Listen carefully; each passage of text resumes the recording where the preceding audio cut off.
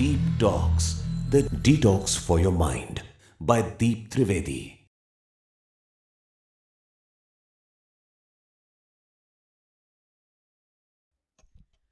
Ladies and gentlemen, now to take the discussion further, may we please once again invite on stage our speaker. Can we have a round of applause for Mr. Deep Trivedi? Thank you very much. और अब हम एक ऐसे सवाल का जवाब खोजने निकलेंगे जो सदियों से मनुष्य के दिमाग में घूम रहा है। सदियों से इस सवाल के भी हजारों हजारों जवाब दिए गए हैं।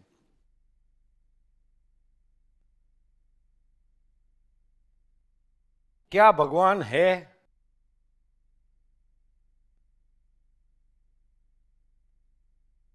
अब सवाल यह है कि बड़ी सूक्ष्मता से समझना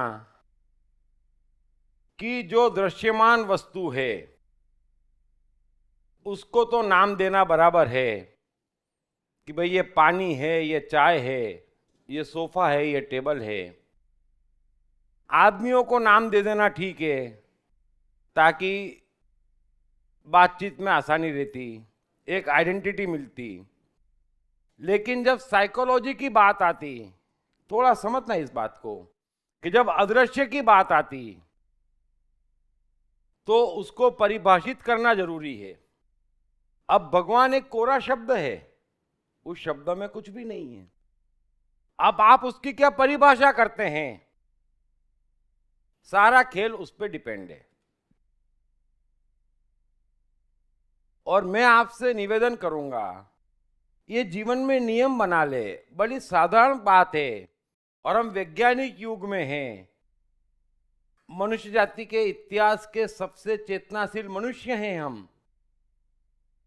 तो कोई भी अदृश्य से जब आप व्यवहार करते तो आपकी एक परिभाषा होना जरूरी है, वरना आप अंधे में खेल रहे हैं, ब्लाइंड।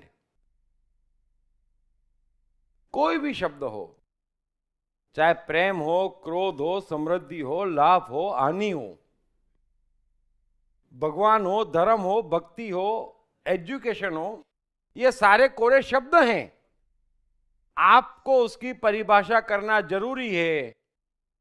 और बगैर परिभाषा करे आप हाथ अजमाते अदृश्यों में भटक जाते हैं। मालूम ही नहीं पड़ता आपको कि आप कहां जा रहे हैं, क्यों कर रहे हैं। तो भगवान एक कोरा शब्द है और शब्द को परिभाषित करना जरूरी है। मैं आपको एक बड़ा ही साधारण उदाहरण देता हूं जो घर घर में कईयों को मालूम होगा, है ना, कि 2-3 साल के छोटे बच्चे होते और उनको अगर पी लगती तो सीधा मां से कहते, फिर वो देखते नहीं कि 5-10 जने बैठे हैं, क्या है। तो कई बार हमने देखा है, आपको भी अनुभव होगा कि मां कहती बेटा ऐसा नहीं बोलने का, तो उसको कहती है कि जब भी कोई ऐसी इच्छा हो तो मेरे को धीरे से बोलना, या बोलना गाना गाना है। आप लोगों ने सुना होगा। तो एक बड़ी धार्मिक मां थी, तो उसने बच्चे को बोला कि देखो, लोगों के सामने ऐसे शब्दों का उपयोग नहीं करते, तुमको जब भी कुछ ऐसा हो तो बोलना मां मुझे भजन गाने की इच्छा हुई है। ठीक है भाई, चलती रही गाड़ी। अब एक बार ऐसा हुआ कि मां को और उस बच्चे के पिताजी को 2-3 रोज के लिए कहीं जाना पड़ा और बच्चे को छोड़ के गए। अब बच्चे को बेचारे को दादाजी के साथ सोना पड़ा उस दिन। अब बच्चे तो बच्चे होते हैं, रात को 3 बजे नींद में से उठा वो और दादाजी को बोले मुझे भजन गाना है। दादाजी बोले पागल है क्या, सोने दे, ये कोई टाइम है भजन गाने का, और तू क्या भजन गाएगा। अरे बोले दादाजी गाना पड़ेगा, अर्जेंट है। दादाजी भी परेशान, बोले पागल है क्या। बोले नहीं मैं गाऊंगा दादाजी, आप समझते नहीं है, नहीं तो गड़बड़ हो जाएगी। तो दादाजी बोले अच्छा मेरे कान में कहा धीरे से। बच्चे ने पूरा भजन कान में कहा दिया। अब आप समझे, भजन एक शब्द है, अब उसने ये परिभाषा कर रखी तो ये भजन हो गया। तो भगवान भी एक कोरा शब्द है। साइकोलॉजी की कोई भी आप बात करते, आपको परिभाषित करना जरूरी है, ये तो बड़ी सामान्य बात है। आप कहते हैं दोस्ती, अब दोस्ती एक वर्ड है साइकोलॉजिकल, आप उसकी परिभाषा क्या करते? किसी ने नहीं करी कभी। दोस्त परिभाषा क्या, आपको मालूम ही नहीं है, तो आप ब्लाइंड में खेल रहे हैं और उस कारण से जीवन में परेशानी हो रही है। तो भगवान भी एक कोरा शब्द है। अब उसकी सर्वमान्य सर्व प्रचलित परिभाषा यह है, अधिकांश लोग जिसमें मानते हैं कि भगवान सर्वशक्तिमान है, दुनिया को चलाने वाला है, कर्म के फल देने वाला है ना, लोगों का उद्धार करने वाला है।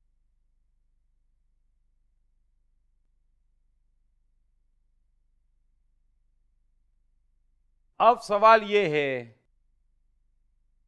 कि इस पूरी प्रकृति को कहीं कोई चला नहीं रहा है। यह बड़ा सीधा सत्य है। यहां पर कोई मनुष्य को कर्म के फल नहीं दे रहा है, यहां पर कोई मनुष्य सर्वशक्तिमान नहीं है। लेकिन जब यह परिभाषा कर ली तो फिर संप्रदाय मैदान में आ गए। बड़ा शांति से समझ लेना। अब संप्रदाय भी हो गए 1 2 3 4 10 20 50 100 500 1000। और जब भगवान सर्वशक्तिमान है, जब भगवान दुनिया चला रहा है, तो फिर उस भगवान को भी एक्स्ट्रा ऑर्डिनरी होना चाहिए। तो सारे संप्रदायों ने अपने अपने भगवानों के साथ बड़े बड़े चमत्कार जोड़ दिए। कंपटीशन लग गई। अगर किसी के भगवान ने मृत आदमी को जिंदा कर दिया तो दूसरे के भगवान ने उंगली पे पहाड़ उठा लिया। उसने ये करा तो तीसरे ने पृथ्वी उठा ली। और आप पढ़ें, बुद्ध, कृष्ण, क्राइस्ट, कबीर, सबका हाल बुरा कर दिया।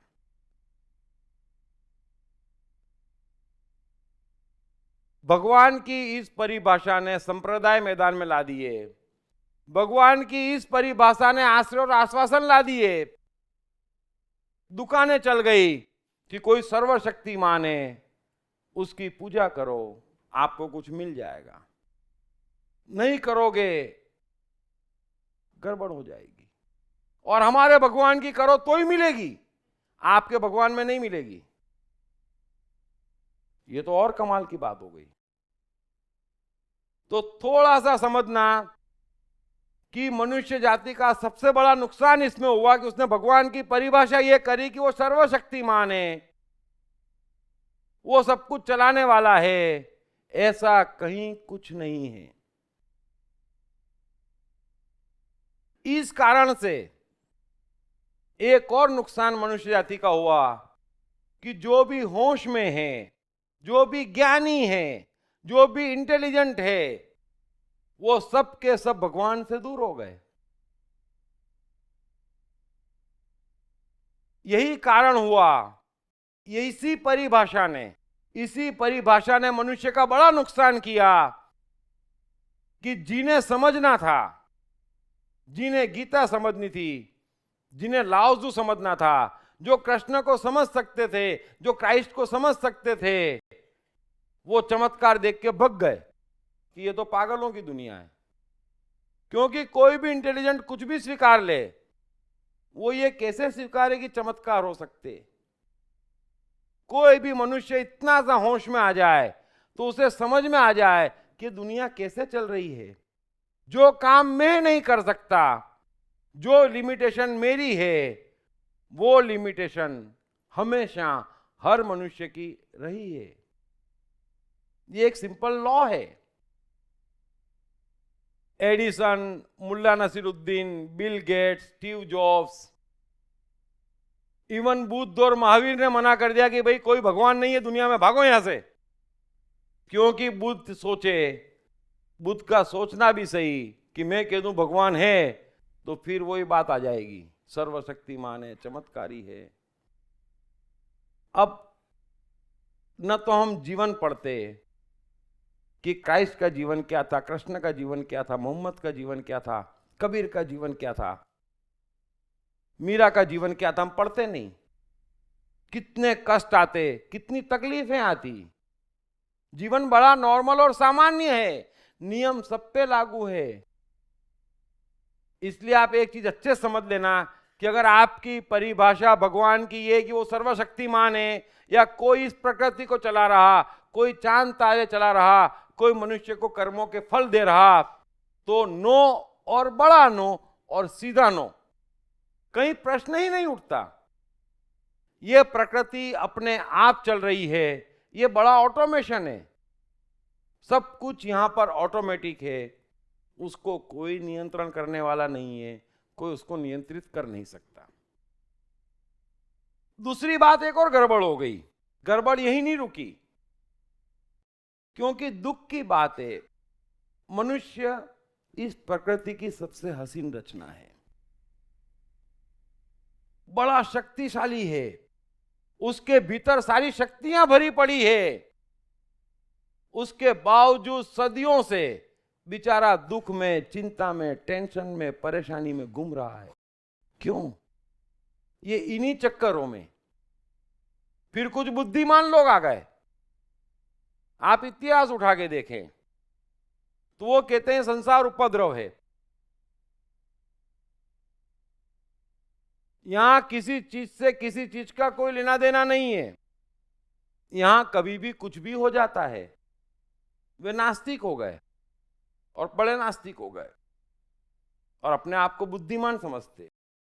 दूसरे वो हैं जो भगवान को सर्वशक्तिमान समझते, संप्रदायों में बट गए और आस्तिक हो गए। ये दो ही तरीके के लोग हैं। फिर बुद्धिमान भी अपने आर्गुमेंट देते,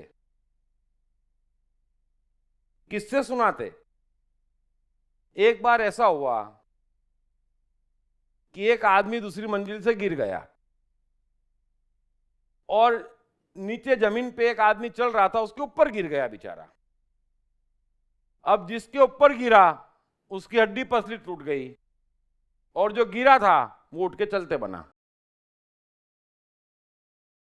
तो बुद्धिमान कहते देख लिया, कर्म का फल से कोई लेना देना नहीं है, गिरा वो और सजा उसने भोगी बोले।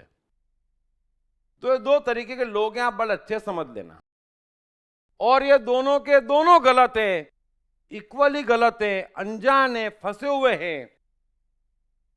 और तीसरे जो वाकई धर्म में डूब गए हैं, जो मस्त है, जिन्होंने चमत्कार किए काम से, चमत्कार मतलब वो नहीं, Edison, Einstein, Krishna, Christ, Picasso, इन लोगों ने, उसमें से अधिकांश बेचारे भग गए कि नो गॉड, भैया भगवान है ही नहीं, क्योंकि आपकी परिभाषा में बैठता नहीं। अब वो खुद हैं, कहां ढूंढने जाना उनको सब मालूम है। तो तीन तरीके से मनुष्य उलझ गया है कि जो वाकई इंटेलिजेंट है वो इस झंझट से दूर हो गया। बुद्ध जैसों ने कह दिया कि मुझसे 3 सवाल पूछना ही नहीं कभी, एक भगवान, क्योंकि वो है ही नहीं, दूसरा धर्म, वो है ही नहीं, और तीसरा सुख, वो भी नहीं है, पूछना ही नहीं। लेकिन हम बुद्धिमान लोग हैं, हम समझदार लोग हैं, और यह सवाल बड़ा जरूरी है जानना कि क्या भगवान है, और है तो कौन है और कहां है। हम ढूंढेंगे कहां है अगर है तो। लेकिन सबसे पहले यह समझ लीजिए कि न तो यह संसार उपद्रव है कि कोई नास्तिक बन जावे, यहां सब कुछ बराबर कर्म के फल के हिसाब से चलता। अगर कोई ये माने सर्वशक्तिमान है या कोई चलाने वाला है तो वो भी गलत है, ऐसा कहीं कुछ नहीं है। अब आप थोड़ा सा गौर करना। मैं ये कहता हूं कि वाकई भगवान तो है और बड़े गहरे में मौजूद हैं। सिर्फ हम देखते नहीं, हम समझते नहीं और हम उसका फायदा उठाते नहीं, हम उसकी भक्ति करते नहीं। और जने कहां कहां दौड़ते वक्त ये भी नहीं देखते कि हम जो कर रहे हैं उससे कुछ परिणाम नहीं आ रहे हैं। जिंदगी एक अवसर है, 80 साल जीना है, हमेशा के लिए जाना है, परिणाम नहीं आ रहे हैं तो भी करे चले जा रहे हैं। इतने कष्ट हैं जीवन में, चारों तरफ लोग तकलीफ दे रहे हैं। एडिसन आइंस्टाइन बनना बहुत दूर की बात है, हंसना मुश्किल हो गया है, तो भी थोड़ा सा सोचते नहीं कि गलती कहां हो रही है। तो आप ये अच्छे समझ लेना कि भगवान अपने कई कई स्वरूपों में मौजूद है, हमारे आसपास है, हमारे साथ है, लेकिन दो परिभाषाओं में तो नहीं है। तो सबसे पहला भगवान आप अच्छे से जहन में उतार लेना कि प्रकृति के नियम है जो अटल है और जो किसी के लिए कहीं नहीं बदलते। यहां का हर कण नियमबद्ध है, नियम से बंधा हुआ है। सूरज हो, चांद हो, पृथ्वी हो, समुद्र हो, जानवर हो, मनुष्य हो, मनुष्य का मन, बुद्धि या शरीर क्यों न हो, अंग अंग नियम से बंधा हुआ है। अगर दुनिया में कोई भगवान है और सबसे पहला और सबसे बड़ा भगवान है तो ये नियम है जिससे हर चीज यहां बंधी हुई है।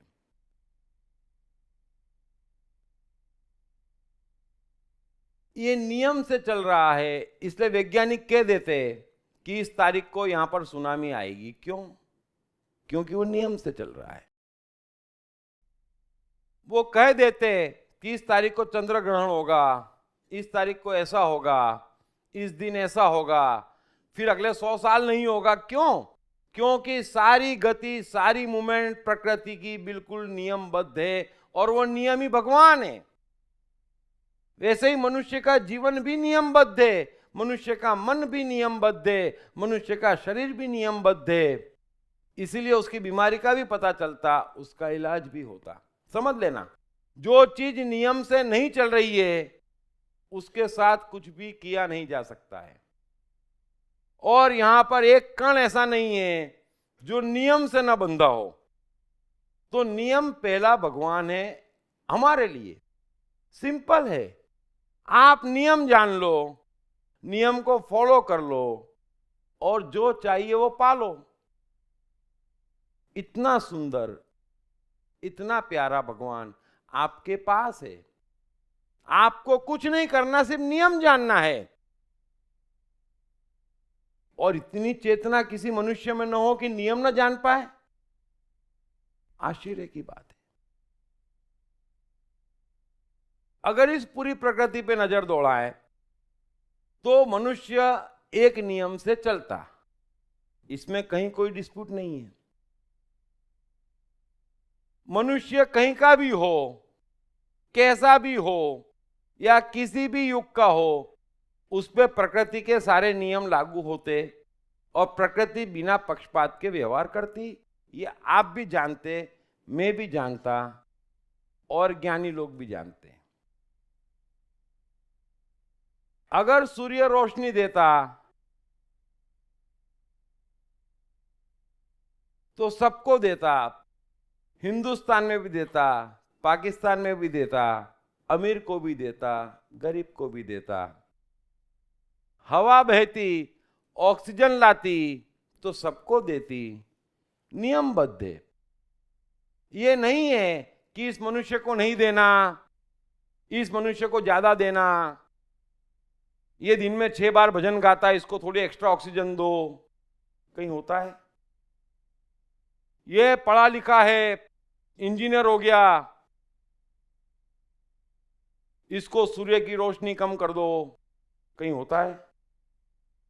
तो ये कैसे हो सकता है कि मनुष्य का अलग से धर्म बन जाए, मनुष्य का अलग से समाज बन जाए, एक समाज पे एक नियम लागू हो, वो दूसरे पे ना हो। अरे तुम इंसान हो, तुम्हारे पे इंसान के नियम लागू है, ये नियम है। फिर अलग से नियम बनाते और उलझ के रह जाते, हाथ में कुछ नहीं आता, प्रकृति के नियम तोड़ते। मैं आपको सीधी बात बताता हूं कि अगर मनुष्य की चेतना और बढ़ी, अगर उसने समझदारी बढ़ाई, तो आज रंग भेद गुनाह हो गया है ना, गोरे काला नहीं चलता। अगर मनुष्य समझदार हो गया तो ये धर्म भेद भी चलना नहीं चाहिए, न चलने वाला है, क्योंकि उससे रत्ती भर फर्क नहीं पड़ता। आप हिंदुओं की मुसलमानों, उससे आपके जीवन का नियम पे कोई फर्क नहीं पड़ता। आप मस्जिद मंदिर जाते नहीं जाते, उससे आपके जीवन पे कोई फर्क नहीं पड़ता, क्योंकि भगवान वहां नहीं है, भगवान नियम है, आपके जीवन का नियम बना है, आप उसको फॉलो करते, बात समाप्त हो जाती। और आप आज के बाद गौर करना कि कोई ऐसी चीज ढूंढ के लाना जो नियमबद्ध ना हो। अगर इतनी बातें साइकोलॉजी करती तो वो क्यों करती? अगर मैं आपसे कहता, अगर सदियों से ज्ञानी और साइकोलॉजिस्ट कहते कि आप अपने आप को, आपकी ड्राइविंग फोर्स को भय और लोभ मत बनाइए, आप भय और लोभ को कतई अपनी ड्राइविंग फोर्स मत बनाइए, तो वो क्यों कहते हैं? क्योंकि भय और लोभ का नियम है कि वो आपको अंधा कर देती, आपको दिखना बंद हो जाता, आपकी समझ पे पर्दा पड़ जाता, आप पे एक पागलपन सवार हो जाता, आप पे एक जुनून सवार हो जाता, और सब उल्टा देखते और सब उल्टा ले आते और सब उल्टा करते। तो ये नियम है। आप कितने ही प्रतिभावान क्यों न हो, अगर आप में अहंकार है, अगर आप में लोभ है, तो आपको अपनी प्रतिभा से कई गुना कम पे, अपनी प्रतिभा से कई गुना कम पे जीना पड़ेगा। नियम है, ऑटोमेटिक, आप खुद देख लें। अगर आपका ध्यान फल पे लगा है, लोभ है, अगर डर है, तो आपका कर्म कमजोर हो जाएगा, आपकी प्रतिभा नष्ट हो जाएगी। और जब प्रतिभा ही नहीं बची, जब आपसे संगीत की धुन बनी नहीं रही है, तो आप लाख सोचे मेरे को ये अवार्ड मिलेगा, मेरे को वो अवार्ड मिलेगा, मैं ये करूंगा, आप सोचते रहिए, प्रतिभा गई। जैसे ही आप दौड़े वैसे ही आपकी कैपेबिलिटी गई। तो ये नियम है, इसको आप बदल नहीं सकते, आपको फॉलो नियम करना है। आप भी जानते कि यदि आप भक्ति के मूड में आते, अगर किसी काम में डूब जाते, चाहे आप रसोई बना रहे हो, चाहे आप कपड़े सी रहे हो, चाहे आप भोजन कर रहे हो, अगर मस्ती में भाव से करते, आपका भाव आनंद का होता, तो बात ही कुछ और हो जाती। तो ये नियम बने हुए हैं, आप नियम को फॉलो करो। नियम इस प्रकृति का आपके लिए और मेरे लिए और सबके लिए सदियों से एकमात्र भगवान है और पहला भगवान है। अगर कृष्ण जीवन में कभी नहीं हारे इतने संकटों के बाद, तो उसका एकमात्र कारण है कि वो नियम जानते हैं, नियम को फॉलो करते हैं। हारने का सवाल नहीं। आप एक ऐसा खेल खेल रहे हैं जिसके नियम बने हुए हैं, आप नियमावली पढ़ना नहीं चाहते, नियमावली समझना नहीं चाहते, और बाकी सब आजमाते। कौन किसको कहां क्या दे गया और कैसे दे सकता है। सो छोटी सी बात समझ लेना कि नियम भगवान है, मेहरबानी करके आप नियम की शरण चले जाइए, आपका कभी कुछ बिगड़ नहीं सकता।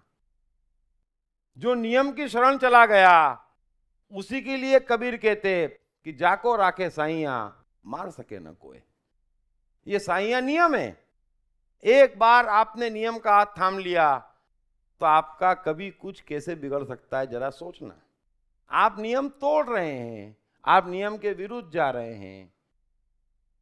मनुष्य मनुष्य में भेद नहीं, कुदरत में आप बड़े भेद लिए बैठे हैं, बड़े खतरे हैं आपके भगवानों पे, धर्म पे। बड़ा शानदार है आपका समाज, ये क्या लगा रखा है? प्रकृति के नियम के विरुद्ध की सोच आपको कहां कहां भटका रही, आप जरा देखें।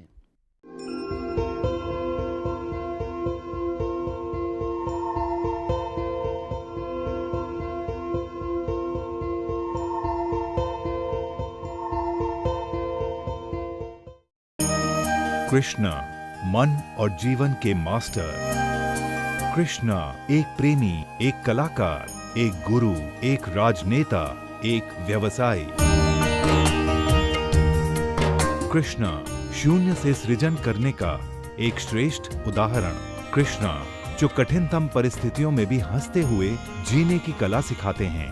कृष्णा जिन्होंने जीवन का हर युद्ध जीता।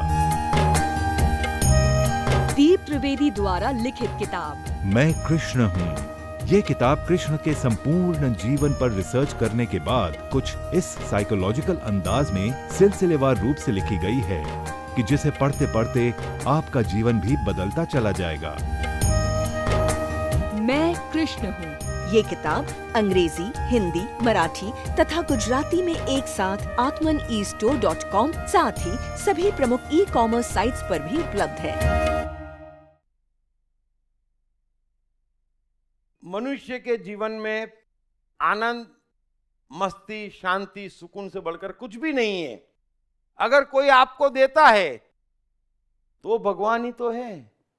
कोई वस्तु देती तो वो भी भगवान, कोई व्यक्ति देता तो भी भगवान, और जो छीनता वो शैतान। आप सीधे सीधे भगवान को खोजें। आप जितने समय आनंद, मस्ती, शांति, सुकून में रहते, आप समझ लेना कि आप भगवान हैं। उस समय आपको मालूम नहीं है। अगर आप रहे हैं कभी, अगर आपने कोई कर्म किया है जिसमें फल की चिंता नहीं है, आपको मालूम नहीं है उस समय आप में कौन सी चेतना उजागर होती, कभी देखना करके। आपको लगेगा अरे ये तो सब पागल है, बड़ा आसान है क्या? जो आनंद देता, जो मस्ती देता, जो शांति देता, जो सुकून देता, वो भगवान है।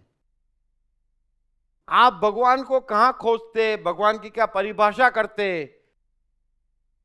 लेकिन थोड़ा सा आप देखना, इस दुनिया पे नजर दौड़ाओ। आप आज मिर्ची खाते, शक्कर खाते, कपड़े पहनते, चश्मे पहनते हैं, ब्लड टेस्ट करवाते, कोलेस्ट्रॉल का पता लगाते, ब्लड प्रेशर का पता लगाते, डायबिटीज का पता लगाते। आप गाड़ियों में घूमते, हवाई जहाज में घूमते, आप गीता सुनते, आप कबीर सुनते। एडिसन ने लाइट न खोजी होती, राइट ब्रदर्स ने हवाई जहाज न बनाया होता। आप कल्पना करें, एक मनुष्य का जीवन जो आप 80 साल जीते हैं, वो करोड़ों करोड़ों करोड़ों मनुष्य की कुर्बानी पे टिका हुआ है। आज आप खाते, ये मिर्ची है। कोई आदमी था, जरा सोचना, जिसने मिर्ची खोजी होगी, और कितने खोजने गए होंगे, और कईयों के हाथ में जहरीली चीज आई होगी, मर भी गए होंगे, पता ही नहीं है। आप सोचना आपकी शक्ति क्या है। एक छोटे से ब्लड सैंपल से आपका कोलेस्ट्रॉल पता लगाना, आपकी लीवर प्रोफाइल पता लगाना, आपकी तमाम बीमारियों का पता लगाना, ये जिन लोगों ने खोजा, उनके डिवोशन की आप कल्पना नहीं कर सकते। कबीर ने जो दोहे कहे, या ये जितने भी महान लोग हैं, या आइंस्टाइन ने जो प्रिंसिपल दिया, क्या आप जानते हैं कि कितनी ऊर्जा चाहिए? क्या उनकी मानसिक दशा है?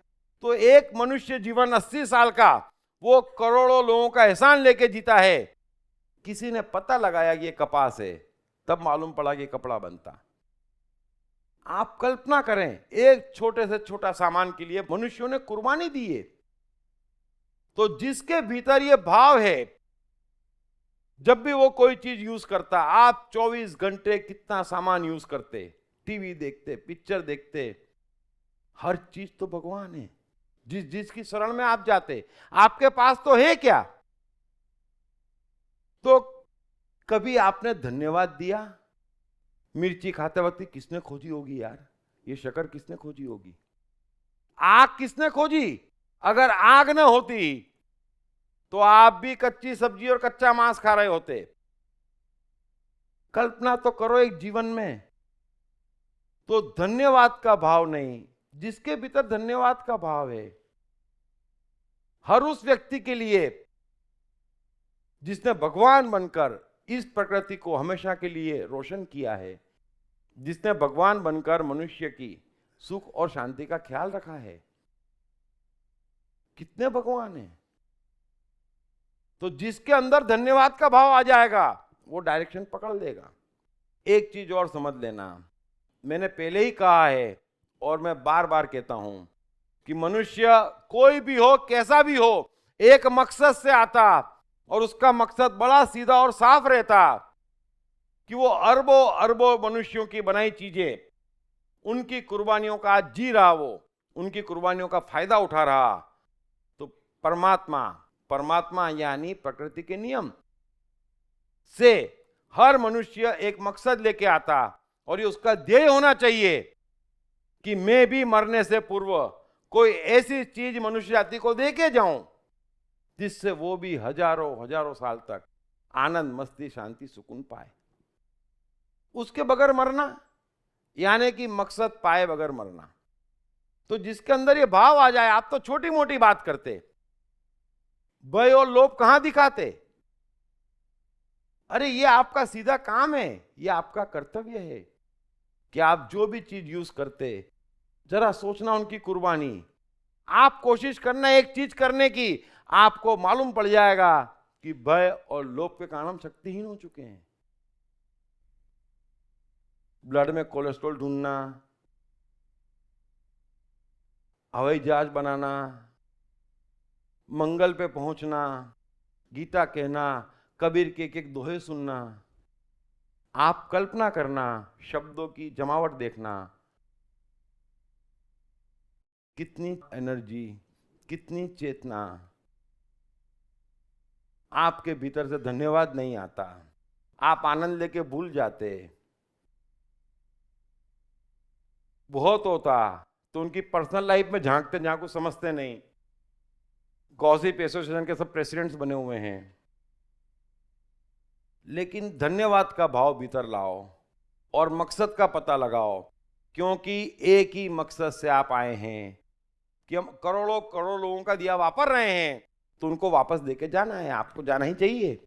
कोई कविता दो, कोई काव्य दो, कोई साइकोलॉजी दो, कोई आविष्कार दो, कोई भोजन दो। और आजकल के बच्चे तो पिज्जा ना होते तो करते क्या है? आप सोचें तो सही, कितनी चीजें खाने की ढूंढी है मनुष्य ने, कितने तरह के कपड़े, ये किसने दिए? ये सब दीवाने थे, ये सब प्रभु के भगत थे। इन्होंने अपना मकसद पाया, इन्होंने नियम को फॉलो करा। आपको भी फॉलो करना है, कुछ देके जाना है। मांगते मांगते, अरे मांगना क्या है? आप पैदा होने से लेकर मृत्यु तक कोशिश करना, कितना शोषण करता है एक आदमी, फिर भी कहता मुझे चाहिए, मुझे चाहिए। चाहिए नहीं, धन्यवाद। महावीर पूरे जीवन भर कोशिश करी कि मैं कोई चीज को छू ही ना, कोई चीज ग्रहण करूं ही ना, तो भी महावीर को मानना पड़ा कि मैं 3-4 किलो का आया था, 75 किलो का तो जा ही रहा हूं। ये महावीर का पूरा साइंस है कि आप कितना ही कोशिश कर लें, आप सब छोड़ दें, तो भी इतना वजन लेके जाना पड़ेगा। तो आप तो कितना लेके जाते, सामने देते क्या, उसकी चिंता करो। और चाहिए और चाहिए और चाहिए, ये आस्तिकता के लक्षण नहीं है। आस्तिकता की पहली सीढ़ी है कि मैं अपना मकसद पाऊं। इतनी कुर्बानियों के पीछे मेरा जीवन चलता, मैं भी अपना जीवन एक मकसद में लगाऊं, आनंद लूं, मस्ती लूं और कुछ देके जाऊं।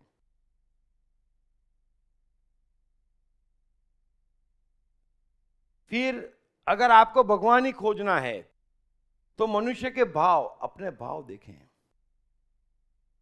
जब भी आप मधुर भाव में होते, एक कंपन होता, बड़ा प्यारा होता और बहुत शक्तिशाली होता। लेकिन हमारे भाव ही मर गए हैं। हम भावहीन हो गए हैं। हमारे भाव कैसे कैसे हैं? ईर्ष्या, लोभ, सफलता, धन, चिंता, टेंशन, भविष्य, परिवार, बच्चे का भविष्य, बच्चे के बच्चे का भविष्य, और हमारे धर्म का भविष्य नीचा नहीं पड़ना चाहिए। ईगो, हमारा समाज ऊंचा रहना चाहिए। अरे समाज ना ऊंचा रहता ना नीचा रहता, होता ही नहीं तो रहता कहां से? ये आपका कंफ्यूजन है। आप प्रकृति के नियम नहीं जानते कि सब एक है, कंफ्यूजन है। सो भाव, मैं आपको एक किस्सा सुनाता हूं। ठंड की सीजन थी और एक मजार के सामने एक 78-80 साल का बुढ़ा, वृद्ध आदमी बड़ी जोर कांप रहा था। फुटपाथ पे लेटा था, गरीब था, घर में कोई नहीं था, तबीयत खराब थी, और सामने एक प्रसिद्ध मजार थी। हर आने जाने वाला वहां चादर चढ़ा रहा था और ये बेचारा चिल्ला रहा था, रो रहा था, कांप रहा था, लेकिन कोई उसकी तरफ नहीं देख रहा था। उतने में एक आदमी आया, वो भी हाथ में चादर लिए हुए था, लेकिन उसकी नजर इस पे पड़ी, उसका रोना देखा, उसने चादर उस गरीब को उड़ा दी और अपने घर ले गया। उसके घर पहुंचते ही जैसे वो थोड़ा नॉर्मल हुआ कि उसने बोला, वाह रे खुदा, तू रहता कहां है और पता कहां का देता है। तो ये आपके जो मधुर भाव हैं उसमें भगवान रहता। आप कभी कोशिश करना, आप कभी आनंद में आना, आप कभी मस्ती में आना। अरे आप कुछ क्रिएटिव करना। जब कोई क्रिएटिव करता, आइंस्टाइन हो, एडिसन हो, कृष्ण हो, कोई भी हो, कोई खाना ही खोजता, कोई मिर्ची ही खोजता, कोई पदार्थ ही खोजता, आप उसकी मस्ती का अंदाजा नहीं लगा सकते वो कितना मस्त रहता। और इतना मस्त रहता इसीलिए वो सालों उसमें डूब जाता, पता भी नहीं चलता उसको। पूरी जिंदगी उसमें बीत जाती, पता नहीं चलती। ऐसे दीवानों और ऐसे भगवानों के कारण ही हम और आप मजा ले रहे हैं। जब भगवान है, अरे है, लेकिन न तो तुम कबूलोगे न उसकी तरफ जाओगे, क्योंकि कण कण में समाया। लेकिन पकड़ो ना, लो नियम पकड़ो, भाव पकड़ो। अरे आपका धड़कता दिल है, वो धड़कना ही चाहिए, धड़कनी उसकी ब्यूटी है। लेकिन वहां तो ये ज्यादा आगे बढ़ गया, ये बहुत कमा गया, वो छोड़ के जाएगा, तू परेशान आज हो रहा है। कहां दौड़ रहे हम? मीरा की मस्ती देखो निर्दोष, आप जरा गौर करो। ये ऐतिहासिक जो पुरुष है, कोई भी हो, कैसा भी हो, आप इनके भावों पर गौर करें। कबीर की शादी हुई लुई से। अब पत्नी को अपने घर ले जा रहे थे, दोनों अकेले थे। तेज बारिश गिरना शुरू हो गई, ठंड का मौसम था, और इधर लुई रोना शुरू कर दी आधे रास्ते पे। तो कबीर बोले, क्या हुआ तेरे को, क्यों रो रही? तो बोले नहीं, और रोए जाए। तो कबीर ने बोला, यार क्या दिक्कत है तेरे को, बोल तू मेरे को। तो बोले, बात यह है कि मेरी शादी जबरदस्ती करवाई गई आपसे, मैं तो किसी और लड़के से प्यार करती थी। तो कबीर बोले, बोल ना पगली, अभी छोड़ आता हूं तेरे को। तो बड़ा हंसते उसको छोड़ने गए कबीर। आधे रास्ते पहुंचे कि लुई की बुद्धि ठिकाने आ गई। अरे बोले, ऐसा भक्त आदमी कहां मिलेगा? बोले, मेरे को नहीं जाना। कोई कबीर को छोड़ता? वापस आ गई कबीर के घर पे और अमर हो गई। जीवन भर उसने कबीर का साथ निभाया। तो ये भाव है। और आप होते तलवार निकाल लेते, ये भी भाव है। और खानदान की इज्जत चली गई, जैसे रोज टीवी पे नाम आ रहा हो। खानदान की इज्जत धर्म की इज्जत, भगवानों की इज्जत तो ऐसे चली जाती है जैसे बीकने को पड़ी। किसी को भी बोलो, अरे अरे हमारे भगवान की तो उन्होंने क्या कर दिया हमारे भगवान को, अरे इतना कमजोर है, हमारे करने से हो जाता है भैया, तो उसको छोड़, अच्छा भगवान पकड़। हमारा समाज, हमारा धर्म, हमारा खानदान कुछ नहीं है। कबीर, ये भाव है, आपको इन भावों में जीना चाहिए, ये आपका अधिकार है। बड़े मधुर है, बड़े प्यारे हैं। कहते भी हैं भोले का भंडारी। आप कहते भंडारी चाहिए कि इसको हम नाटक कर रहे हैं? घंटी लाना आसान, टीका लगाना आसान, वास्तव में भंडारी आ जाए तो न चोरी करने दे, न दगाबाजी करने दे, टेंशन करवा दे, हैं?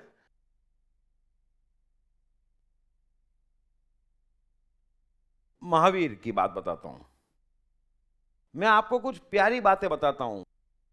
महावीर को ज्ञान उपलब्ध हुआ, एक कंबल ओढ़ के घूमना शुरू किया, कंबल ही था उनके पास, बाकी तो तय था कि कुछ लेना ही नहीं, क्योंकि हर मनुष्य कुछ सिद्ध करके जाता। मैं आपको बता दूं कि महावीर एक ही चीज सिद्ध करना चाहते थे कि किसी भी चीज के बगैर जिया जा सकता है। तो आपके पास इतना सामान है, जीते क्यों नहीं हो? सिंपल बात महावीर की थी। अब वो कंबल ओढ़ के जा रहा है ऐसा प्यारा आदमी कि कंबल एक झाड़ में उलझ गया और बड़ी बुरी तरह उलझ गया। तो महावीर ने सोचा कि मेरा काम तो आधे कंबल से भी चली जाएगा, ये बेचारे झाड़ को तकलीफ क्यों देना, फाड़ दिया। और वो आधा कंबल पकड़े कहां और छोड़े कहां, तो वो भी एक टहनी में उलझ गया कुछ दिन बाद। अब महावीर की करुणा बोले कि क्यों तकलीफ देना, नग्न ही हो गए। ये भाव है। आप उस आदमी की ऊंचाई देखो, और इसीलिए इतना होने के बाद भी कोई ये नहीं कह सकता कि अभद्र आदमी है। ये भावों का कमाल है। छोटा बच्चा है, वो कुछ भी करता, अभद्र लगता? और हम कुछ भी करते, 5 जने डाउट से ही देखते, ये गड़बड़, वो गड़बड़। तो ये छोटे बच्चे होते हैं जो डूब गए होते, ये भगवान है। महावीर की एक और बात बताता हूं। एक बार महावीर बैठे हुए थे झाड़ के नीचे ध्यान में, और गलती से खो गए। अब सुनसान जंगल था और गलती से एक चरवाहा आ गया गाय भैंस लेके। अब वो बेचारा राह भटक गया था, तो उनने महावीर से पूछा कि भाई ये गांव का रास्ता बताओ। महावीर ने जवाब नहीं दिया।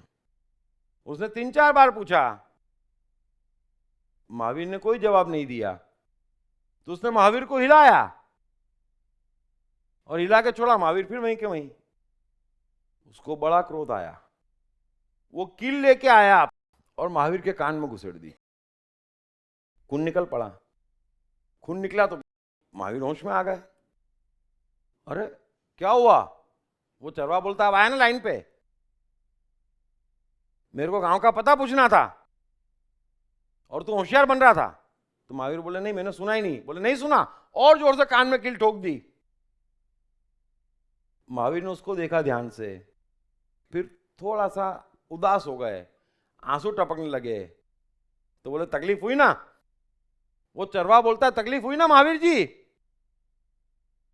वो बोले, तकलीफ तो हुई, लेकिन मैं ये सोच रहा हूं कि तू इतना क्रोधित, इतना पागल आदमी है, मैं तो सह रहा हूं सब चीजें, मेरे में शक्ति है सहने की, लेकिन मैं दुखी इस बात से हूं कि तेरे पे कोई संकट आ गया तो तेरी तो कोई हैसियत ही नहीं है।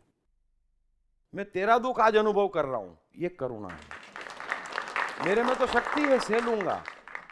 ये महावीर है। आज बुद्ध का जो तेज है सबको मालूम है। बुद्ध पूरे हिंदू धर्म के पाखंडों के खिलाफ पहला व्यक्ति, सबके सब हिंदू, कितनी तकलीफ जाती होगी। लेकिन बुद्ध का वो तेज है कि जहां से निकले बुद्धम शरणम गच्छामि, सब का सब अपना धर्म छोड़ दे। कितने बुद्ध हो गए, सारे हिंदू कन्वर्ट हो गए। ये तेज, कोई सवाल जवाब की जगह नहीं। किसका धर्म, कैसा धर्म, कौन भगवान, सामने खड़े हैं बुद्ध। ये बुद्ध का तेज भगवान है। आपको भगवान खोजना है तो आप भावों में खोजो, आप तेज में खोजो, आप उसके किए कार्यों में खोजो। मैं मोहम्मद का एक उदाहरण देता हूं।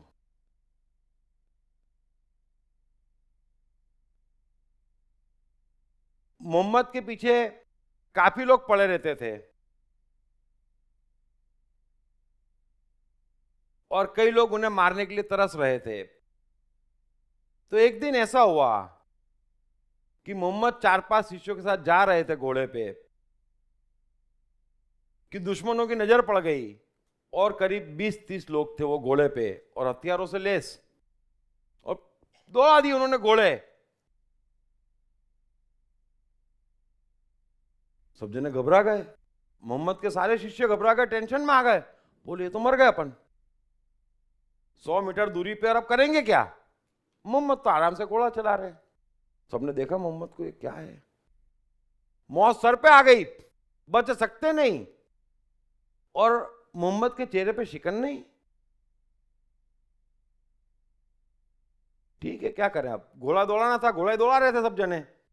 इतने में अचानक एक गुफा दिखी, मोहम्मद ने घोड़ा अंदर करा, सब भी गुफा में घुस गए।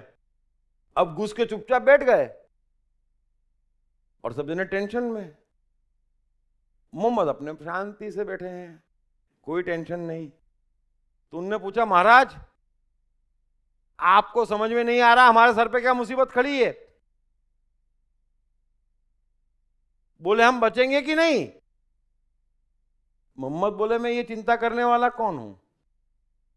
अगर मेरा काम हो गया होगा और प्रकृति ने तय करा होगा कि मोहम्मद साहब आपका काम हो गया, तो वो घोड़े वाले हमको ढूंढ ही लेंगे और कहीं से भी ढूंढ लेंगे, और अभी मुझे और काम करना बाकी होगा तो मैं उनके सामने भी चले जाऊंगा तो भी वो नहीं खोज पाएंगे। तो मैं चिंता क्यों करूं, मुझे क्या मालूम मेरा काम खत्म हुआ कि नहीं। ये शरणागति है कुदरत को। अब ऐसे व्यक्ति के मुंह से कुरान नहीं निकलेगी तो क्या हमारा आपके मुंह से निकलेगी। तो ये जो सुंदर सुंदर भाव है, मैं आपको कहना चाह रहा हूं कि ये सारे के सारे भाव भगवान हैं, और ये भाव में जीने का, इन ऊंचाइयों को पाने का, एडिसन आइंस्टाइन की ऊंचाई पाने का, बिल गेट्स अंबानी की ऊंचाई पाने का, मोजार्ट और पिकासो की ऊंचाई पाने का, और ये मधुर भाव पाने का आपका जन्मसिद्ध अधिकार है, और वो पोटेंशियल हमारे भीतर है। हमें सिर्फ वो पोटेंशियल पाना है, उजागर करना है, और जब हमको पाना है तो हम प्रेरणा ले सकते। जो चीज हमारे भीतर है, बड़े अच्छे समझ लेना, उसके लिए हम किसी से प्रेरणा तो ले सकते, चाहे भगवत गीता से लें, चाहे कबीर से लें, चाहे आसपास वाले किसी से लें, लेकिन उसकी पूजा कैसे कर सकते, क्योंकि वो आपकी पोटेंशियल है, आपका कर्तव्य भी है और आपका जन्मसिद्ध अधिकार भी है। इसीलिए हिंदू धर्म ने कहा कि 33 करोड़ देवी देवता। तो कई लोग हंसी उड़ाते, 33 करोड़, अरे वो ये कह रहे कण कण में है, जगह जगह पर है, हर जगह मौजूद है, लेकिन हमारे सामने है, ऊपर नहीं है, चमत्कारी नहीं है, हमारे सामने है, हमारे साथ है, और उसी कारण हम जीवित हैं।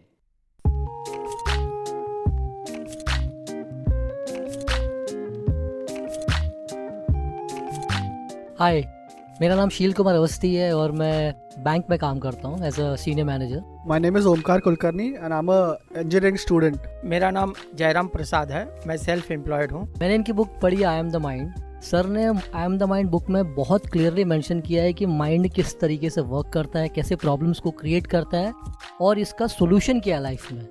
It's a really great book that I've come across in so many years. I've read many books but this one stands apart. इस पुस्तक की सरल भाषा, साधारण ढंग से मन का क्लासिफिकेशन ने मुझे बहुत प्रभावित किया है। I have read the book. It clearly identifies, explains the difference between your brain and the mind. All the 7 states of the mind are clearly defined in that book, and that's the best thing about the book. So it's a very nice book written in a very clear language. मेरा तो मानना है, मैं मन हूँ पुस्तक, हर व्यक्ति को पढ़ना चाहिए। ये जिंदगी को आसान बनाने का सरलतम तरीका है। अगर ये आई एम द माइंड एक बार समझ में आ गई, it is going to make the magic in the life.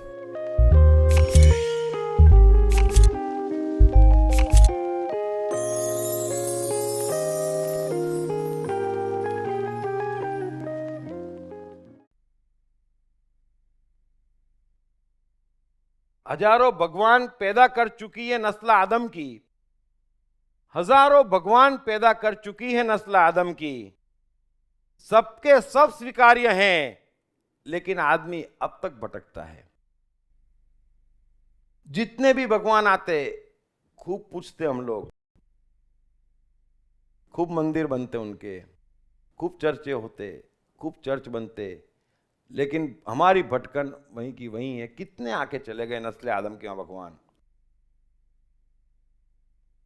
दिक्कत यह है कि हम लोग अपना कर्तव्य निभाना नहीं चाहते, हम ये समझना ही नहीं चाहते कि इतने मीठे भाव में हम जी सकते। इतने मीठे लोग हुए इतिहास में। हर धड़कते पत्थर को लोग दिल समझते हैं, हर धड़कते पत्थर को लोग दिल समझते हैं। वे दीवाने हैं जो वाकई दिल को दिल बना देते हैं।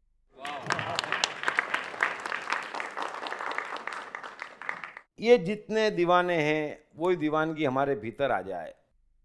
बाकी अगर आप किसी भी कारण से आश्रय आश्वासन खोजेंगे, खुद को सुधारे बगैर, अगर ईश्वर को सर्वशक्तिमान मानेंगे और सोचेंगे, तो आप जितने फंसे हैं उससे ज्यादा फंसते जाएंगे। कोई बच नहीं सकता नियम के विरुद्ध जाके। इसलिए मेरा एक कोट मैं आपको कहता हूं, जो कईयों को बहुत पसंद आता और कईयों को बिल्कुल पसंद नहीं आता, लेकिन मेरे को बड़ा पसंद आता। वो मेरा ही कोट है कि भगवान उस लिहाज से तो मर ही गया है, भगवान उस लिहाज से तो मर ही गया है कि कोई सोचे उसकी चापलूसी करने पर वह नियम तोड़कर खराब कर्मों के बावजूद मेरी सहायता करेगा। और कोई ये सोच के डरे कि उसकी पूजा नहीं करूंगा तो अच्छे कर्मों के बावजूद मुझे सजा देगा, तो ऐसा तो कोई शैतान हो सकता है। और वो भगवान है, वो न्यायाधीश है, नियम बने हुए हैं। न पूजने की जरूरत, न डरने की जरूरत, उसको देखने की जरूरत, झांकने की जरूरत, पहचानने की जरूरत, उतारने की जरूरत। बस सच बात तो यह है कि शोला हूं, भड़कने की गुजारिश नहीं करता, शोला हूं, भड़कने की गुजारिश नहीं करता, सच मुंह से निकल जाता है, कोशिश नहीं करता।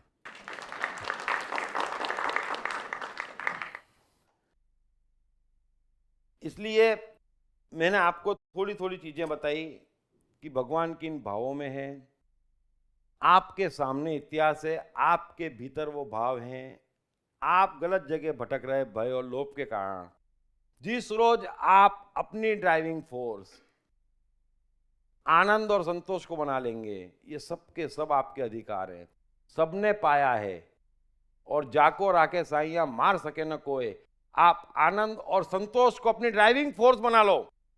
जो बनता बिगड़ता बिगड़ने दो, क्या बिगड़ जाएगा और क्या लेके जाओगे, थोड़ी बुद्धि तो लगाओ। और फिर आप अपना ठीक करने में लगे, उससे क्या ठीक हो गया। तो थोड़ा रिस्क लेना है तो अच्छी जगह लो ना। भय और लोभ को छोड़ आनंद और संतोष के रास्ते क्यों नहीं जाते। हर जगह आनंद है। आप यहां से उठे और सोचे कि मैं जो करूंगा, जहां करूंगा, अगर आनंद आएगा तो करूंगा। अब आपको कर्म में आनंद नहीं आ रहा है, आप क्या सोचते हो उसके फल में आनंद आएगा? आ ही नहीं सकता। अगर आप आज सुखी नहीं हैं, अगर आप आज शक्तिशाली नहीं हैं, तो कल नहीं हो सकते। हमारे में संभावना है, इसलिए हम हो सकते, तो हो जाओ। मैं एक और कविता सुनाता हूं आपको कि न तीरथ में न मूरत में, न तीरथ में न मूरत में, ना एकांत निवास में, ना मंदिर में न मस्जिद में, ना काबे कैलाश में, मुंह के कहां ढूंढे रे बंदे, मैं तेरे पास में। ना जप में ना तप में, ना जप में ना तप में, ना में भरत उपास में, ना में क्रिया कर्म में रहता, ना ही जोग संन्यास में। ना में जप में, ना में तप में, ना में भरत उपास में, ना में क्रिया कर्म में रहता, ना ही जोग संन्यास में। नहीं प्राण में, नहीं पिंड में, ना ब्रह्मांड आकाश में, ना में प्रकृति प्रवर गुफा में, ना ही में विश्वास में। खोजी होए तुरंत मिल जाऊं, एक पल की तलाश में। कहत कबीर सुनो भाई साधो, मैं तो मीठे भावों में। तो आप पूरी दुनिया भी जीत लें, हालांकि कोई जीतता नहीं है, भय और लोभ से बर्बाद हो जाते, लेकिन अगर अंदर ही मजा नहीं आया तो करेंगे क्या? और भटकेंगे। और मनुष्यों के सबसे गंदी बात, मुझे तो आश्चर्य होता है, आश्रय आश्वासन पे क्यों जाता, चमत्कार की कैसे सोचता। कल्पना करो बैठ के, आप एक साथ कितने गुनाह करते। कई लोग कह देते वो तो सीधे भगवान ही है। अरे तो उनकी मेहनत का क्या? कृष्ण ने कृष्ण बनने में जो मेहनत लगाई उसका क्या? बुद्ध ने बुद्ध बनने में जो मेहनत लगाई, जो लगन लगाई, उसका क्या? आइंस्टाइन एडिसन ने इतनी मेहनत करी, इतनी प्रज्ञा दी, इतना डिवोशन दिया, उसका क्या? कह देते उनके भाग्य में था। कितनी तौहीन हो जाती मनुष्य की, आप कल्पना नहीं करते। भगवान भी मनुष्य अपनी मेहनत से बनता, अपने अच्छे भावों से बनता, अपनी लगन से बनता, अपने डिवोशन से बनता, अपने ध्यान से बनता, अपने प्रेम से बनता। आप इन सबको माइनस कर देते क्योंकि हम तो बन नहीं पा रहे, वो तो भगवान थे। अच्छा, बुद्ध घर से भगवान को खोजने नहीं निकले थे, वो भगवान बनने निकले थे। मनुष्य भगवान बन सकता है, भगवान को खोज सकता ही नहीं है। जो आप हैं उसको भी आप खोजने जाएंगे, और भगवान आपका मकसद है, जिस मकसद से प्रकृति ने आपको भेजा है, आपके लिए वो ही भगवान है। उसी में डूब गए, उसी को पहचान लिया, उसी में जी लिए, आपका काम हो गया। फिर आप भी मोहम्मद की तरह कह सकते कि मेरा काम हो जाएगा तो उसके हाथ 1000, मेरा काम नहीं होगा तो उसके हाथ 1,00,000। वो चाहेगा वो होगा। आप प्रकृति के रडार में आ जाएंगे, क्रूज कंट्रोल में आ जाएंगे। अगर आप मकसद में डूब जाएंगे तो आपको प्रकृति चलाएगी, आपको कोई टेंशन नहीं, कुछ नहीं। तो अंत में एक छोटा सा शेर मैं आपसे कहता हूं। मैं चाहता हूं कि मेरी चोट का कुछ दिल पे असर हो तो सही, मेरी चोट का कुछ दिल पे असर हो तो सही, बदलाव कम हो कि ज्यादा, मगर हो तो सही। प्लीज।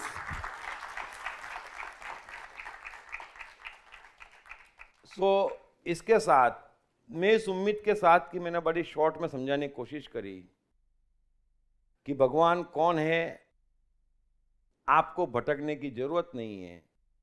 और दुनिया ने जो परिभाषाएं कर रखी है कि वो सर्वशक्तिमान है या कोई है ही नहीं, उपद्रव है, ये दोनों बात गलत है। इतनी जगह मैंने बताए, वो सब भगवान है। आप धन्यवाद के भाव से भर जाएं। ये शिकायत करते रहते दिन रात, किस चीज की शिकायत करते? सुबह से शाम तक हजारों मनुष्यों का एहसान ली हुई चीजें वापरते और फिर भी शिकायत करते। खोजी हुई नमक शक्कर मिला दे तो अलग नहीं कर सकते और शिकायत करते। जिसने शक्कर खोजी उसका क्या, जिसने नमक खोजा उसका क्या, मिर्ची खोजी, कपड़े खोजे। आप सुबह शाम तक देखें, आप लाखों मनुष्यों का डिवोशन यूज करते और शिकायत भी करते और कुछ देते नहीं किसी को। यह आस्तिकता है। धन्यवाद का भाव, जब भी जो चीज आप वापरें, आपका हृदय इतनी जल्दी शुद्ध हो जाएगा कि बात सही यार, किसी ने चश्मा नहीं खोजता तो मैं शेर कैसे पढ़ता ये। धन्यवाद है जिसने चश्मा खोजा, जिसने नंबर खोजा। हम क्या खोज पा रहे हैं, हम क्या दे पा रहे हैं, उस पर ध्यान दो। हमें क्या सत्ता दी, हमें क्या शक्ति दे के भेजा, उस पर ध्यान दो। आपको अपना उद्धार स्वयं करना है, दूसरे से प्रेरणा लेना है। इसमें डर और लोभ की बात ही नहीं है। और जब डर लोभ की बात नहीं है तो कहीं जाना ही नहीं है, ठहर जाना है। आप अपने साथ ठहर जाएं, उद्धार हो जाएगा। Thank you very much. और क्वेश्चंस लेना हो तो प्लीज क्वेश्चंस लेना हो तो। सर, भविष्य को उत्तम करना है, हाँ, तो मैं वर्तमान समय को उत्तम कर सकूँ? आप वर्तमान उत्तम होगा तो भविष्य उत्तम होगा। हाँ, वही। वर्तमान आज अभी यही है। हाँ हाँ। अगर ये नहीं ठीक है तो आगे कभी कुछ ठीक नहीं होना है। ये पहला नियम पकड़ लो आप। अच्छा, तो ये सही है ना कि मैं वर्तमान समय को उत्तम वर्तमान में आपको दुखी नहीं है। आप सवाल पूछ रहे हैं, मैं जवाब दे रहा हूँ। वही है। आप मेरे से एक स्टेप आगे हैं। बस। वर्तमान में दुख कहाँ है? नहीं, दुख नहीं है। नहीं। सही है। Thank you sir. सर, आत्मा है या नहीं है? ये क्या आत्मा ये जो ओम शांति वाले या फिर उनका? देखो, ओम शांति वाली और कुंडलिनी तो मैं नहीं जानता। मैं वो जानता हूं जो सामने दिखती, जो सिद्ध होती। और मैंने आत्मा को सिद्ध किया हुआ है अपनी एक किताब में, और जब लेक्चर आएगा तो उसमें बताऊंगा।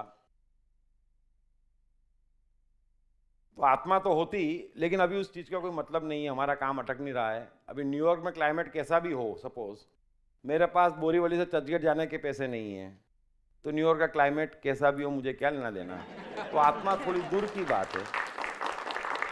हम बॉम्बे का क्लाइमेट सुधार लें, फिर उस पर भी आ जाएंगे। एक चीज़ मैं आपसे रिक्वेस्ट करता हूँ, काफ़ी रिक्वेस्ट आती है, मुझे भी अच्छा लगता है कि मैं किसी को पर्सनली मिलूँ, बैठूँ, उनकी समस्या समझूँ।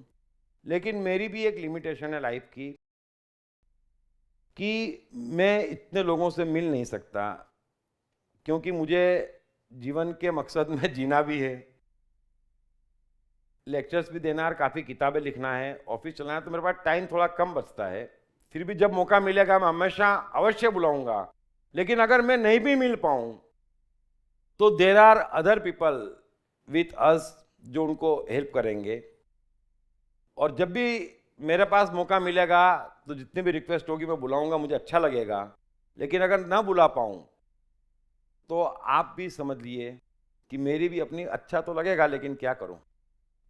सो सॉरी फॉर दैट सर। हाँ, thank you for guidance sir. Sir, एक सवाल पूछना था कि आपने जैसे बोला कि भगवान होता है नियम, मीन्स रूल ऑफ नेचर्स। सो आपको ऐसा नहीं लगता कि ऐसी कोई बड़ी शक्ति होगी जिसने ऐसे परफेक्ट रूल्स बनाए हैं? नहीं। देखो, ये भी मैं आपको साइंस पूरा बताऊंगा। ये सब पूरा साइंस और बहुत बड़ा साइंस है, लेकिन आप ये समझ लो कि ऑटोमेशन पे है। अब मुझे नहीं मालूम यहाँ पर टाइम एंड स्पेस कितने लोग समझते हैं, आइंस्टाइन कितने लोग समझते हैं, गीता कितने लोग समझते हैं। हाँ, मेरे साथ धीरे धीरे जाएंगे तो सब समझना आसान है। तो कोई चलाने वाला नहीं है, ये एक ऑटोमेशन है। इसमें तीन चीजें, त्रिगुणी माया से प्रकृति चल रही है। एक जिसको आप एनर्जी कहते हैं, उसी को आप आत्मा कह लीजिए, उसी को आप सब कुछ कह लीजिए। वहां से पैदा हुआ टाइम एंड स्पेस। टाइम मतलब अदृश्य और स्पेस मतलब दृश्य, और दोनों पैरेलल चल रहे हैं, समझ लेना थोड़ा सा। और दोनों एक साथ अस्तित्व में हैं और दोनों नियम से बंधे हैं। मतलब कोई भी चीज अस्तित्व में आते ही नियम से बंध रही है, और हर चीज में टाइम एंड स्पेस दोनों है। प्रकृति का कोई भी कण हो, आप हो, मैं हूं, चांद तारे हो, बुद्ध या कृष्ण हो, या कोई भी पहाड़ हो, नदी हो, समुद्र हो, सब में तीन चीजें हैं। एक एनर्जी, एक टाइम और एक स्पेस। और टाइम एंड स्पेस का पढ़ेंगे आइंस्टाइन तो आपको समझ में आएगा कि भाई यहां से अगर मंगल तक पहुंचने में, समझ लेना, वो बोलते हैं कि इतने किलोमीटर दूर है, तो आप समझ लेना वो टाइम से जुड़ा हुआ है। अगर आप कहेंगे कि भाई 5 लाख किलोमीटर दूर है और ये रॉकेट 1 लाख किलोमीटर की स्पीड से पर आवर चलेगा तो 5 घंटे में पहुंच जाएगा। अब चाहे वो रॉकेट 5 घंटे उड़े तो भी 5 लाख किलोमीटर चल जाएगा, और वो 5 लाख किलोमीटर चलेगा तो 5 घंटे भी हो ही जाएंगे।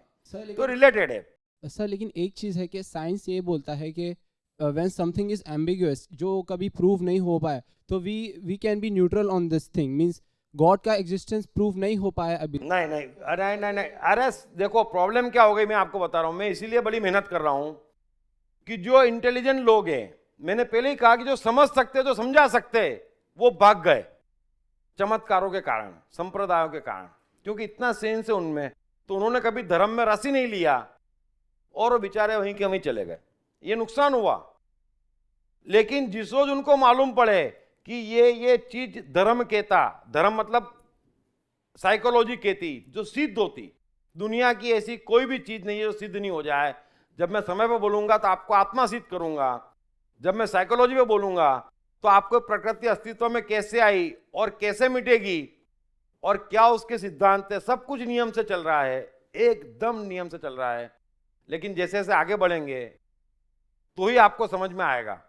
बाकी सब चीज सिद्ध होती, लेकिन साइंस को कंफ्यूजन इसलिए है कि वो चमत्कार कारण बग गए, तो वो लोग झांकते ही नहीं यहां पर बेचारे। अगर आइंस्टाइन झांक लेता, एडिसन झांक लेता, न्यूटन झांक लेता, तो हमको और आपको इतनी तकलीफ ही नहीं होती, बहुत चीजें सिद्ध हो जाती, बहुत चीजें प्रकट हो जाती। लेकिन वो बेचारे साइंस में लगे रहे, क्योंकि वो बोले ऐसा भगवान, ऐसी बातें, ऐसा धर्म, तो बोले क्या फायदा, बेकार है। बेकार नहीं है, दोनों का मेल हो जाए, उद्धार हो जाए। सर जी, मैं पूछना चाहती हूँ, अभी आपने कहा कि भगवान नहीं है, फिर कहा कि भावों में है, तो ठीक है, ये भी आपने कही तो मैंने ये नहीं कहा भगवान नहीं है, मैंने बोला कि आप सोचते कि सर्वशक्तिमान है, आप 22 घंटे उसकी पूजा करेंगे और 1 घंटा मर्डर करेंगे तो आपको छोड़ देगा, ऐसा नहीं है। अच्छा, आप बिल्कुल सीधे रास्ते जा रहे हैं। और एडिसन, आइंस्टाइन, बुद्ध, महावीर, हजारों लोग हैं जो कहते हैं भगवान नहीं है, तो उनके कहने से उन पर जीवन पे कोई फर्क नहीं पड़ता। भगवान भाव है, वो किस भाव में जी रहे हैं। अच्छा, मैं ये पूछना चाहती हूँ, अभी आपने कहा कि प्रकृति द्वारा सब चलता है, प्रकृति के नियम द्वारा, तो ये तो सत्य है, लेकिन आपको क्या ऐसा नहीं लगता कि ये प्रकृति भी चलाने वाला कोई हो सकता है? तो फिर उसको चलाने वाला भी कोई होगा जो प्रकृति चला रहा है तो ना? वही भगवान हुआ फिर? नहीं, वो नहीं हुआ ना, भगवान आप हुए। अच्छा। आपकी प्रकृति, आपकी दुनिया, आप चला रहे हो। अच्छा। आप अपनी दुनिया के भगवान हो, आप यहाँ वहां मत झांको। अच्छा, 1 मिनट और एक पूछना चाहती हूँ मैं कि आपने कहा कि हर मनुष्य ने कुछ ना कुछ चीजें ढूंढी है, जैसे मिर्ची का आपने उदाहरण दिया, वो किसी ने ढूंढा तब जाके आप ये वापरते हैं, तो ये बात भी सही है। लेकिन ये मिर्ची बनाने वाला ऑलरेडी प्रकृति में ये मिर्ची थी, वो किसी ने बाद में ढूंढी, जैसे जहर भी किसी ने ढूंढा, बिल्कुल बिल्कुल तो बराबर, मीठा भी किसी ने ढूंढा। Very good, very good. देखो, तो इंसान ये ने बड़ी वही ढूंढा है जो प्रकृति में है। बहुत इंटेलिजेंट बात कही, ये तो सीधी बात है, चाहे साइकोलॉजी हो चाहे विज्ञान हो। देखो, न तो कोई एक कण पैदा कर सकता, न कोई एक कण मिटा सकता, ये प्रकृति का नियम है। तो हम क्या कर रहे हैं, साइकोलॉजी क्या करती, मन, जीवन, प्रकृति के नियम, ये सब खोजती, नियम बनाती थोड़ी। और साइंस भी क्या करता, पता लगाता कि हाइड्रोजन ऑक्सीजन से बन रहा, ये लोहा गर्म करने पे मोल्ड हो रहा, वो तो होने ही वाला था, नियमबद्ध है वो, लेकिन साइंस भी पता लगाता। तो सत्ता किसी के पास कुछ भी नहीं है, ये पता लगाने की बात है। Very good. साइंस अगर ढूंढता है तो 1-2 कण बनाने के लिए बहुत कुछ हाइड्रोजन, ऑक्सीजन जो भी है करता है, तब जाके इतना बड़ा समंदर कौन बना सकता है? कुछ चीजें ऐसी है प्रकृति में जो माननी ही पड़ती है। तो जैसे आपने अभी कहा कि आत्मा है, बराबर है, अगर आत्मा है तो परमात्मा क्यों नहीं है? आपके जीवन की तमाम समस्याएं समाप्त हो गई है, कोई समस्या नहीं है लाइफ में अब, तो अपन चले आत्मा और परमात्मा को खोज के ले आते अभी। मुझे परमात्मा को खोजना है। देखो, आत्मा भी सिद्ध करूंगा, परमात्मा भी सिद्ध करूंगा, लेकिन आप जिस पीढ़ी से जाना चाह रहे हैं इस स्टेज पे आज के टॉपिक पे नहीं हो सकता। 20-30 टॉपिक और बोलने दो, थोड़ा सा समझ बढ़ने दो। सर आपने जैसे बोला कि आस्तिकता जो है वो फेथ पे बेस्ड है, राइट? क्या आस्तिकता जो है वो फेथ पे बेस्ड है बेसिकली। नहीं नहीं नहीं नहीं नहीं नहीं नहीं नहीं नहीं, फेथ पे बेस्ड नहीं है। आपको विश्वास सब्जेक्ट जब मैं लूंगा नेक्स्ट टाइम, फेथ पे कुछ भी नहीं है। Okay, then the atheist thing, atheist side is that there is no God, means there is no such thing as there's a super powerful God. So super powerful God एक ही है, law से powerful Yeah. कोई नहीं है, सब बंदे हैं Okay. उससे। Okay, so don't you think that law itself is super powerful, that it can be created वो by वही some? Yeah. वही है। आप जितने सफल लोग हैं, पूरे 5,000 से लेकर 25,000 बायोग्राफी पढ़ लें, वो कुछ भी नहीं है। चाहे कृष्ण हो, चाहे क्राइस्ट हो, चाहे मोहम्मद कबीर हो, चाहे Edison, Einstein, Mozart, Picasso, Dhirubhai, law के सरेंडर हुए हैं और कुछ नहीं। हम नियम तोड़ते, रोज रोज चालान फटता, फंस जाते। लॉ बने वो लॉ सुप्रीम है, कोई तोड़ सकता नहीं। दुनिया का कोई आदमी एक भी नियम तोड़ सकता नहीं है। तोड़ने पे फंसता है, तोड़ सकता नहीं है। Okay, then how can you explain the statements of Professor Richard Dawkins, who is a prominent atheist, and he is also into mocking of religion, and he has a faith that there can be billions and billions of universe, but there is no proof of that. He's just saying that. So isn't that a leap of faith itself?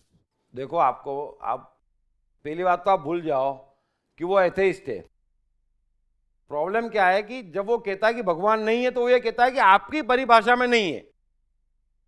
अगर Edison, Einstein, मुल्ला, बुद्ध, महावीर, कोई भी, निश्चय हजारों लोग हैं और वही सफल है, वही सक्सेसफुल है और वही महान है, लेकिन वो कहते हैं कि आपकी परिभाषा में नहीं है कि कोई सर्वशक्तिमान है या किसी की चापलूसी करनी पड़ेगी या वो नियम तोड़ के कुछ दे देगा या नियम तोड़ के छीन लेगा।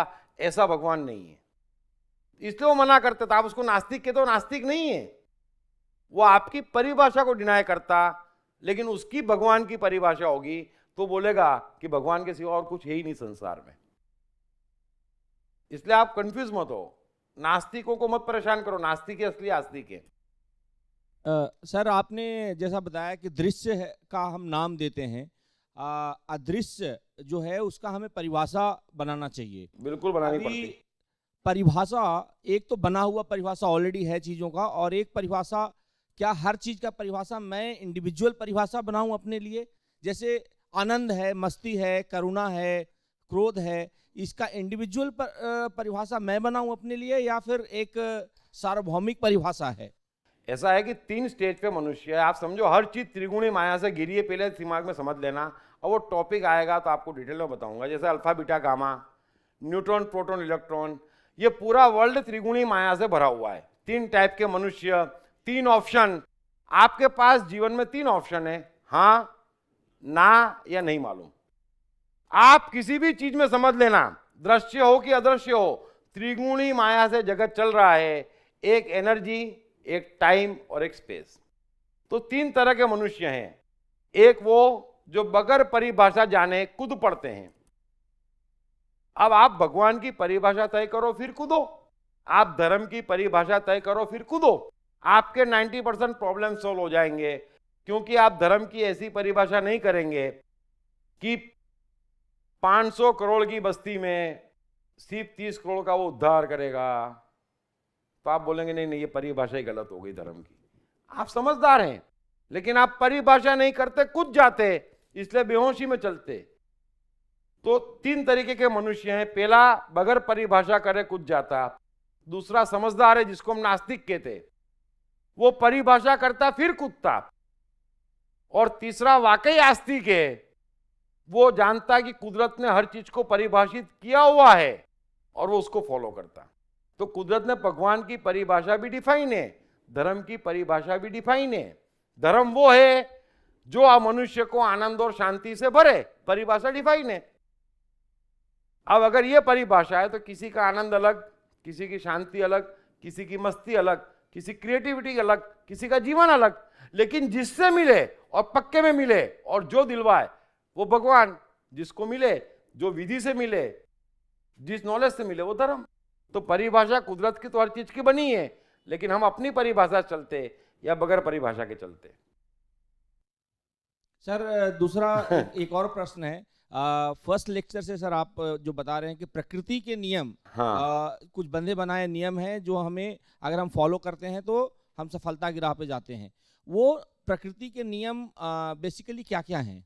आप आंख खोल के देख लो, कोई छुपे थोड़ी है, प्रकृति छुपी थोड़ी है, हाइड एंड सीक का गेम थोड़ी चल रहा है। आप सूर्य को देखो, रोशनी सबको देता ना बिना पक्षपात के, देता?